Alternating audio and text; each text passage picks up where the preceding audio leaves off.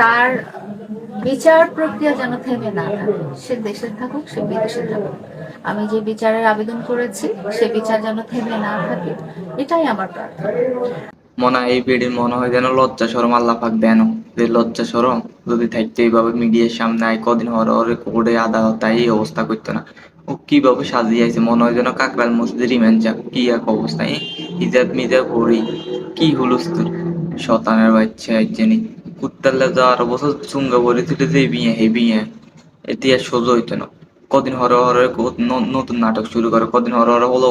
লগে ঘষাঘষি, মানে এদের ঘষাঘষি ছাড়া এদের মনে হয় যেন দিন কাটে না। যে সময় মামিনা হোলাইগের লগে দিনের পর দিন রাতের পর রাত কাটাইছে এই সময় মাথাটা ছিল না যে হোলাইগের লগে আনলাও বিয়ে অনো শাদি অনো আই কিতাম হোলাইগের লগে একসাথে থাই একসাথে খাই হোলাই আর একসাথে, যাই হোক যেটা হইছে এই অবস্থা করো কা এই সময় যে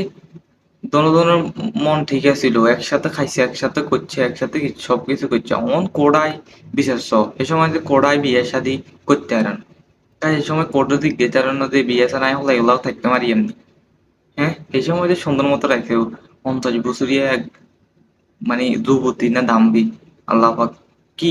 বানাইলো এই রে, লজ্জা বলতে কোনো কিছু নাই। আমি বুঝলাম মামিনার দোষ, তো তোমার তো জ্ঞান আসিল তখন, এই সময় ওই জ্ঞান কোন আসিল মাথার কি আসিল গোবর আসিল, শতানের বাচ্চা ওগুলা জিনিস মানে বড় লাদেন হাগল হয়ে গেছে এদের এই সব নিয়ে উকিল মানে বাংলাদেশের কিছু উকিল লাদেন